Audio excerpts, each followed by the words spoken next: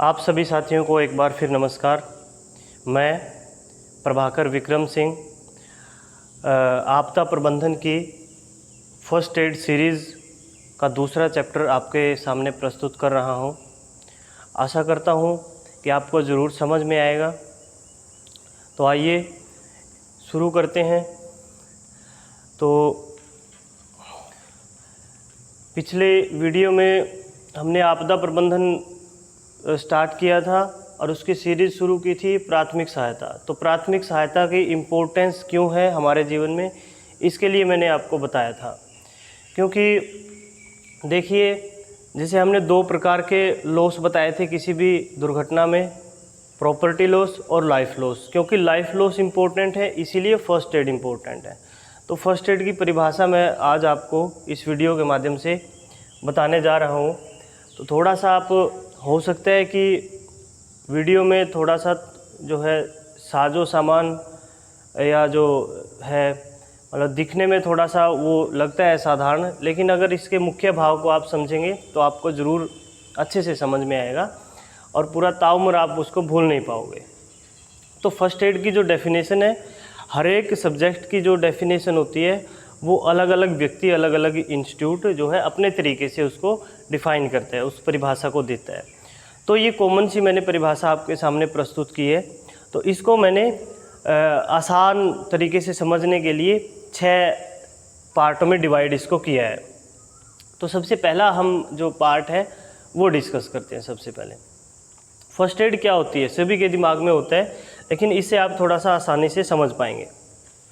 किसी भी आपदा या दुर्घटना, मतलब कि कई बार क्या होता है कि एक स्पेसिफिक फील्ड के लोगों को ये ट्रेनिंग दी जाती है, जैसे पुलिस विभाग है, फायर ब्रिगेड है, या बसों के ड्राइवर है, कंडक्टर है, जो एयरपोर्ट पर जो लोग सेफ्टी ऑफिसर या सेफ्टी वर्कर के तौर पे काम करते हैं, वो समझते हैं कि केवल उन्हीं से संबंधित जो दुर्घटनाएं हैं उन्हीं में हम फर्स्ट एड लोगों को देंगे। ऐसा नहीं होता।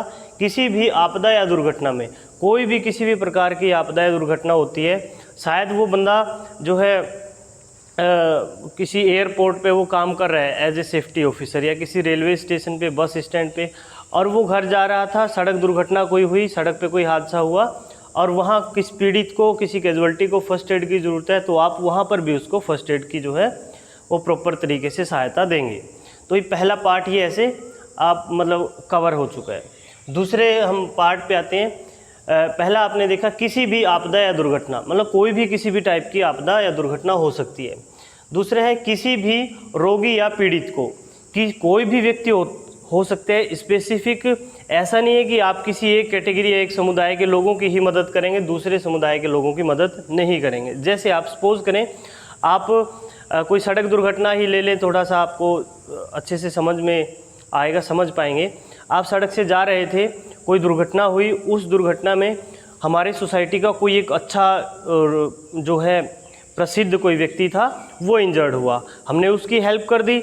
लेकिन अगली दफ़ा जब भी आपका ऐसा हुआ संयोग दुर्घटना के साथ, दूसरी दफ़ा आपने देखा दुर्घटना में कोई मज़दूर है, कोई किसान है, कोई किसी भी टाइप का कोई ऐसा व्यक्ति है जिसकी कोई अच्छी पर्सनैलिटी नहीं है और दिखने में कोई ऐसा वो विशेष नहीं है, तो क्या आप उसकी हेल्प नहीं करेंगे?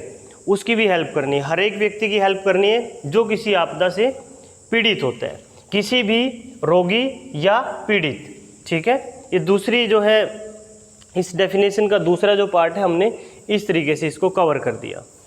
उसके बाद है उपलब्ध साधनों के द्वारा। ये इम्पोर्टेंट है थोड़ा सा, मैं इसको प्रैक्टिकली तरीके से आपको करके दिखा देता हूँ। उपलब्ध साधनों के द्वारा, अब सपोज करें उपलब्ध साधन जो भी हमारे पास है, ऐसा नहीं है कि एक्सीडेंट हुआ, एक्सीडेंट होने के बाद आप जो है अपना कोई भी व्हीकल आपने लिया और 2 किलोमीटर 5 किलोमीटर दूर गए, वहाँ से किसी मेडिकल स्टोर से दवाइयाँ ली या फर्स्ट एड बॉक्स लिया, कोई भी फर्स्ट एड का कोई चीज़ें ली और वापस वहाँ पर आए। ऐसा आपने नहीं करना बिल्कुल भी। जो उस समय एट प्रेजेंट आपके पास साधन मौजूद हैं, उपलब्ध है, उन्हीं के द्वारा करना है। अब मैं थोड़ा सा आपको एक एग्जांपल दे करके मैं बता देता हूँ। जैसे अब जो है किसी भी कारण से किसी भी व्यक्ति की उंगली में फ्रैक्चर आ गया, वो टूट गई है, वो मशीन में आ गई है, मिल में आ गई है, या ऐसे पैर फिसल गया, या खेलते वक्त किसी भी तरीके से उंगली में फ्रैक्चर आ गया। अब उंगली में फ्रैक्चर आया तो उसको पेन होगा, स्वेलिंग होगी, वो पार्ट काम करना छोड़ देगा, उसको रेगुलरली जो है वो पीड़ा होगी, पेन होगा। तो इस पेन को कम करने के लिए हम क्या कर सकते हैं? उपलब्ध साधन हमारे पास क्या है? जैसे मेरे पास पेन था, कोई भी ऐसा इंसान जिसका जो है पढ़ाई लिखाई से वास्ता हो, उसके पास पेन, आपको पेन या पेंसिल कोई ना कोई ज़रूर मिल जाएगा। तो ऐसे हम क्या करेंगे, इसको, ये पेन को ऐसे रखेंगे और किसी भी कपड़े के साथ उसको बांध देंगे, स्टेबलाइज कर देंगे। ठीक है, मैं आशा करता हूँ कि आप ज़रूर समझ पाए होंगे। ये पेन के साथ इसको कर देंगे। अब आपके दिमाग में क्वेश्चन आ रहा है कि कोई ऐसा इंसान भी हो सकता है जो पढ़ा लिखा ना हो या उसका पढ़ाई लिखाई से वास्ता ना हो, तो उसके लिए क्या करें? तो उसके लिए आप क्या करेंगे?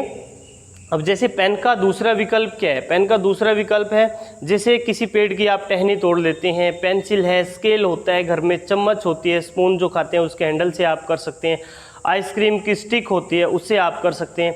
तो काफ़ी सारे साधन हैं। जैसे पेन से आपने किया, पेंसिल से किया, स्केल से किया, उसके बाद आपने पेड़ की लकड़ी या टहनी से किया, जैसे हम दातून तोड़ते हैं उस तरीके से आप कर सकते हैं, चम्मच से आप कर सकते हैं। और इसके अलावा ऐसा भी हो सकता है दुर्भाग्यवश कि आपके पास या किसी दूसरे साथी के पास कोई भी ऐसा साधन मौजूद नहीं है, उपलब्ध नहीं है, तो आप क्या करेंगे? एक उंगली को, जो टूटी हुई उंगली है, दूसरी उंगली के साथ ऐसे करके उसको स्टेबलाइज कर देंगे।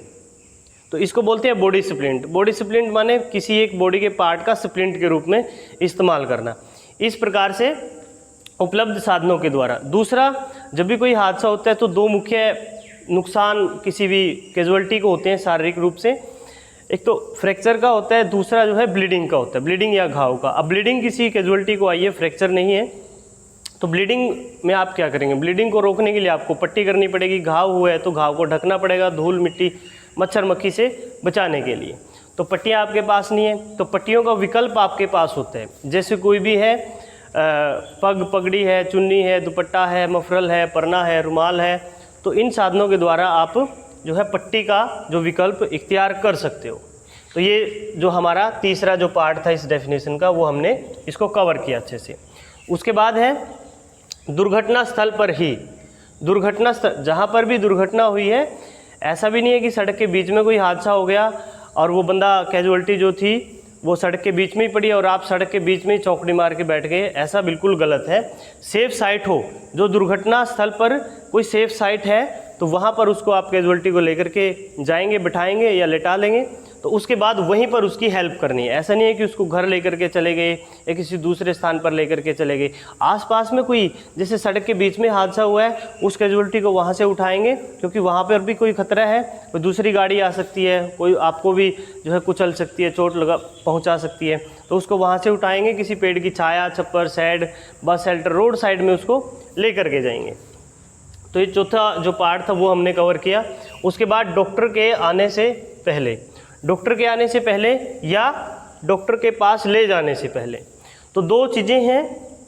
तो सबसे पहले आप ये समझेंगे, डॉक्टर के आने से पहले कई बार सिचुएशन ऐसी होती है, कोई ऐसा डिज़ास्टर जो था वो घटित हुआ, ऐसी दुर्घटना हुई जिसमें मास कैजुअल्टियाँ हुई, काफ़ी ज़्यादा कैजुअल्टियाँ हुई, सैकड़ों की संख्या में कैजुअल्टियाँ। तो उन कैजुअल्टियों को हम एक जगह से दूसरी जगह, मतलब बड़ा जल्दबाजी में या जल्दी से उनको ट्रांसपोर्ट नहीं कर सकते हैं। चलो आपने ऐसा कर भी दिया, अगर हम कर दें, सैकड़ों कैजुअल्टी हैं, उनको एकदम से आपने ट्रांसपोर्ट कर दिया बेहतर चिकित्सा सुविधा के लिए, परंतु जहां पर आप उनको ट्रांसपोर्ट करेंगे, शिफ्ट करेंगे, कि आपको लग रहा है कि वहां पर उनके लिए बेहतर चिकित्सा सुविधा के लिए जो है वो सुविधाएं मौजूद होगी, ऐसा नहीं हो सकता। क्योंकि जहाँ पर भी उनको लेकर के जाएंगे वो भी हादसे का शिकार कई बार जो है क्षेत्र हो सकते हैं, जैसे भूकंप आप लगा लीजिए, चक्रवात है, सुनामी है, कुछ भी ऐसा। तो डॉक्टर के आने से पहले, डॉक्टर के आने से पहले का मतलब ये होता है कि जैसे आप थोड़ा छोटा एग्जांपल ले लें, उससे समझ पाएंगे। अभी हमारे पास कोई घर में कोई सदस्य है, उसको बुखार आया है, कोई उसको हालत उसकी ख़राब हो गई है और हमारे पास कोई व्हीकल नहीं है, हमारे पास कोई साधन नहीं है कि हम उस कैजुअल्टी को एक जगह से दूसरी जगह शिफ्ट कर सकें। तो हम क्या करेंगे? उसको बुखार आया है, सिंपली आप ये सपोज करें उसको बुखार आया है, हमने डॉक्टर के पास कॉल किया, डॉक्टर ने फ़ोन उठाया, तो डॉक्टर ने कहा कि 10-15 मिनट के बाद मैं पहुंच रहा हूं। तो इतने देर तक आप क्या करेंगे, इतनी देर तक आप क्या कर सकते हैं, बुखार हुआ है ठंडे पानी की पट्टियाँ रख सकते हैं, उसका जो है बॉडी टेम्परेचर मेंटेन कर सकते हैं, उसको साइकोलॉजिकली फर्स्ट एड दे सकते हैं, साइकोलॉजिकली सपोर्ट उसको आप कर सकते हैं। ठीक है, तो ये तरीके होते हैं डॉक्टर के आने से पहले। ठीक है, बाकी जैसे जैसे ये सीरीज आगे बढ़ती रहेगी तो प्रैक्टिकल जो है वो भी हम इसमें शामिल करेंगे और तो पूरा खोल के इसको विस्तार से आपको बताएंगे। उसके बाद लास्ट जो पार्ट है डॉक्टर के पास ले जाने से पहले, डॉक्टर के पास ले जाने से पहले का, अब ये डॉक्टर के आने से पहले, ये डॉक्टर के पास ले जाने से पहले। डॉक्टर के पास ले जाने से पहले ये तो इसके अंदर शामिल ही है कि आपने किसी कैजुअल्टी को बुखार हुआ था, उसके सिर पे ठंडे पानी की पट्टियाँ रखी, उसका बॉडी टेम्परेचर मेंटेन किया, उसके साथ बातचीत की, उसको हौसला दिया।